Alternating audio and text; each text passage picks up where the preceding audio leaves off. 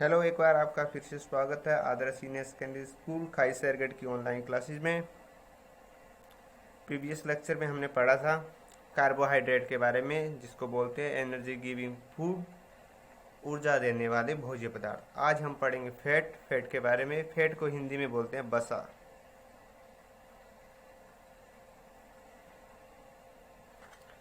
Fat are also compose of carbon, hydrogen and oxygen, but they contain lesser proportion of oxygen as compared to carbohydrate। जो fat होता है, बसा होती है, वो भी उसमें भी क्या होता है, कार्बन होता है, हाइड्रोजन होता है और ऑक्सीजन होती है। बट दे कंटेन लेसर होता है कम, कम मात्रा में क्या होती है, ऑक्सीजन होती है। सेम ही है जो कार्बोहाइड्रेट बताए थे, उसमें भी ये होता है, कार्बन होता है, हाइड्रोजन होता है, ऑक्सीजन होता है। पर फैट में इतना अंतर है कि होती तो तीनों चीज़ें ही हैं, पर ऑक्सीजन है वो उसकी मात्रा थोड़ी कम होती है कार्बोहाइड्रेट के तुलना में। Fat is made of fatty acid and ग्लाइसरल। Fat है वो क्या बनता है, फैटी एसिड से बना होता है। एसिड, फैटी एसिड, एसिड होता है अम्ल,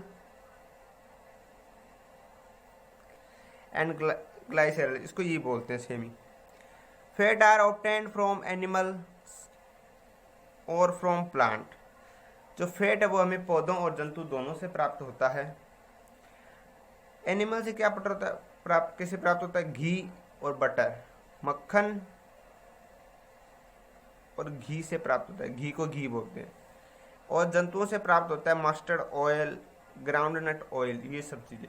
जो भी ऑयल होता है सभी में फैट होता है। सभी प्रकार का, किसी भी प्रकार का आपको ऑयल आ जाए उसमें फैट होता ही होता है।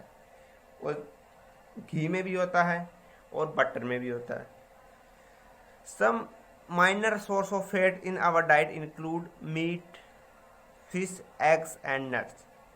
कुछ थोड़े जिनमें कम फैट होता है उनको अपने डाइट में हमें ऐड करना चाहिए। जैसे मीट हो गया, फिश हो गई, एग हो गया, नट हो गए। नट होते हैं जैसे ये सूखे मेवे, जैसे काजू, बादाम, इन चीज़ों को बोला जाता है। ठीक है, नट ये होते हैं। तो इनमें सभी में क्या होता है, फैट होता है। फैट का मतलब सीधा ये होता है जिनसे बॉडी का वेट जल्दी जल्दी बढ़ता है ना, शरीर में जो मास जल्दी जल्दी बढ़ता है उसको बोलते हैं फैट। वो फैट वाली चीज़ें होती है। जैसे घी से जल्दी बढ़ता है वेट, बटर से भी बढ़ता है, फिश, नट्स, किसी भी प्रकार का ऑयल है उससे भी वेट है वो जल्दी बढ़ता है। जो चीज़ जल्दी जल्दी वेट बढ़ाती है, शरीर में जो मास है वो बढ़ाती है ना, उनको बोलते हैं फैट, बसा। जैसे बटर हो गया, मक्खन हो गया, घी हो गया, दूध है, एग योक। एग योक क्या होता है, अंडा देखा होगा आपने, इस तरह का होता है। उसमें बीच में जो पीला भाग होता है ना, पीला भाग, उसको बोलते हैं योक। हिंदी में योक ही बोलते हैं इसको। ठीक है, एग योक, जो अंडे का पीला भाग है उसको एग योक बोलते हैं। नट बता ही दिया, काजू, बादाम, पिस्ता, ये सब नट में आते हैं। Cooking oil are the major source of fat in our food. और भोजन पकाने वाला तेल है वो, ये मुख्य स्रोत हैं फैट के। अब आपसे पूछे कि फैट के स्रोत क्या है, फैट के सोर्स क्या है, तो आप लिख देना बटर, घी, मिल्क, एग योक, नट और ऑयल। ये सब क्या है, फैट देने वाले भोज्य पदार्थ हैं। Our body store excess energy in the form of fat. हमें क्या मिलता है, हमें जो हम जितना भी खाना खाते हैं ना, खाना खाने के बाद हमें क्या मिलती है, ऊर्जा मिलती है। जितनी ऊर्जा हमने काम में लगा दी वो तो ठीक है, वो ऊर्जा काम में लग गई। पर जितनी ऊर्जा बच गई उसको क्या करता है हमारा शरीर, फैट के रूप में शरीर में इकट्ठा करने लगता है। तभी तो क्या होता है, जो लोग काम नहीं करते उनका फैट कई बार ज़्यादा, उनमें वजन ज़्यादा होता है, क्योंकि उनको एनर्जी तो चाहिए कम, खाना खा लेते हैं ज़्यादा। तो इसलिए वो क्या है, उनका जो खाना है, एनर्जी है, वो किसके रूप में स्टोर हो जाती है, फैट के रूप में स्टोर हो जाती है। तभी उनका वजन ज़्यादा बढ़ जाता है, यही कारण होता है। हाँ, अगर खाना खाया उसके बाद कोई काम किया है तो उसमें वो एनर्जी लग जाती है और बची हुई एनर्जी फैट के रूप में इकट्ठी होती है शरीर में। This stored fat is used by the body for producing energy as and when required। हाँ, ये भी होता है। ये जो शरीर में फैट इकट्ठा हुआ है, इसको शरीर ऊर्जा उत्पादन के लिए इकट्ठा करता है और बाद में भी यूज कर सकता है इसको, ठीक है। That by fat is considered energy bank in our body. तो फैट को हम क्या कह सकते हैं? एनर्जी बैंक कह सकते हैं। एनर्जी का बैंक, ऊर्जा का घर, ऊर्जा का बैंक, घर नहीं सॉरी, ऊर्जा का बैंक। बैंक में क्या करते हैं? पैसा इकट्ठा करता है। और फैट क्या करता है? जो ऊर्जा होती है उसको फैट के रूप में इकट्ठा करता है, इसलिए इसको हम ऊर्जा का घर भी ऊर्जा का बैंक बोल सकते हैं, energy bank. A small quantity of fat deposit in our body provide cushion to the body organs and protect them from injury. थोड़ी मात्रा, क्वांटिटी स्मॉल होता है, थोड़ी मात्रा में जब हम फैट शरीर में इकट्ठा हो जाए तो वो कोई प्रॉब्लम नहीं है, वो काम आता है। वो तो शरीर में जो हमें चोट लग जाती है तब काम आता है, शरीर के दूसरे अंगों को भी सुरक्षा प्रदान करता है। थोड़ा फैट की कोई बात नहीं है, थोड़ा फैट होता है कोई प्रॉब्लम नहीं होती इससे। Fat on our body also prevent heat loss from the body surface. तो क्या होता है, जितना ज़्यादा फैट होता है, जितना ज़्यादा आप में चर्बी है, फैट है, बसा है, उतने आपके शरीर से गर्मी कम बाहर निकलती है। इसलिए तो जो लोग मोटे ज़्यादा होते हैं, वजन ज़्यादा होता है, उनको सर्दी कम लगती है, और जो लोग पतले होते हैं उनको सर्दी ज़्यादा लगती है, क्योंकि उनके शरीर में फैट है, वो फैट अंदर की गर्मी को बाहर नहीं जाने देता। तो इसके कारण फैट है हमारे शरीर को गर्म रख सकते हैं, ऐसा हम बोल सकते हैं, ठीक है।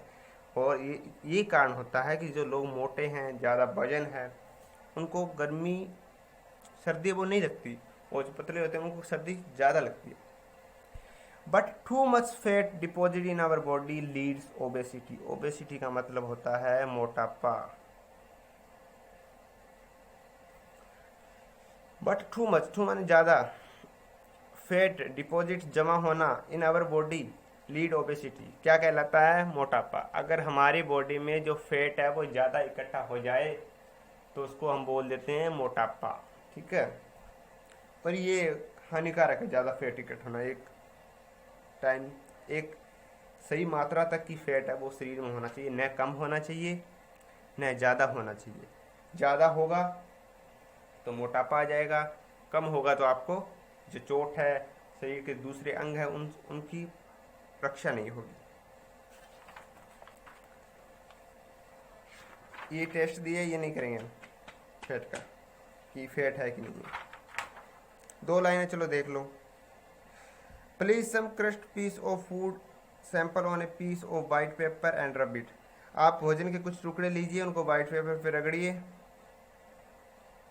Observe paper it in the light, और फिर आपका उसको पेपर का निरीक्षण करना है लाइट में जाके। It white paper turn translucent और oily then the food material content fat और ऑयल।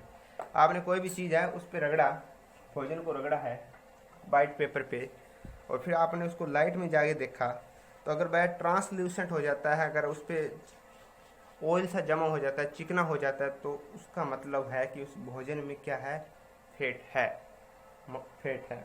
जैसे आप घी रगड़ते हैं वाइट पेपर पे, तो या तेल रगड़ते हैं, क्या हो जाता है? पेपर के आर पार दिखना शुरू हो जाता है ना। ट्रांसल्यूसेंट का मतलब यही होता है, पारभासी, उसके आर पार। हाँ, जैसे आप पेपर पे तेल या उस तरह रगड़ते हो तो पेपर में क्या हुआ? आर पार दिखना शुरू हो जाता है, धुंधला धुंधला। ट्रांसल्यूसेंट का मतलब होता है पारभासी, जिसके आर पार देखा जा सके पर स्पष्ट नहीं देखा जा सकता। आर पार देखा तो जा सकता है पर साफ साफ नहीं देखा जा सकता। इसके बाद आपको एक क्वेश्चन करना है, ध्यान से सुन लीजिए, पेज नंबर, ध्यान से, पेज नंबर 39। पोषक तत्व क्या है? आंसर ये है, ये वाला आंसर पेज नंबर 39 पे वेरी शॉर्ट आंसर का पहला क्वेश्चन है, बट आर न्यूट्रिएंट। हिंदी में लिखा है पोषक तत्व क्या होते हैं? प्रोटीन, कार्बोहाइड्रेट, वसा, विटामिन और खनिज लवणों को पोषक तत्व कहते हैं। ये लिखा है carbohydrate, protein, fat, vitamin and minerals are called nutrient. दोनों देख लिया आप, हिंदी वाली ये, इंग्लिश वाली देख लें ये, और हिंदी वाली लिख लें ये। आप ये क्वेश्चन कर लेना, साफ साफ इसको राइट करना है, उसके बाद इसको लर्न करना है, सबसे पहले मैंने आपको बताया था क्या लिखना होता है। चैप्टर शुरू करते हैं तो चैप्टर का नाम नंबर लिखते हैं ऊपर, फिर उसके नीचे लिखते हैं चैप्टर का नाम, फिर आपको जो होमवर्क दिया जाता है वो लिखना होता है। ये दूसरा क्वेश्चन है, पहला क्वेश्चन मैं करवा चुका हूँ। यहाँ पे major nutrient in our food, हमारे भोजन में कौन कौन से मुख्य पोषक तत्व होने चाहिए, और ये होता है पोषक तत्व क्या। Thank you.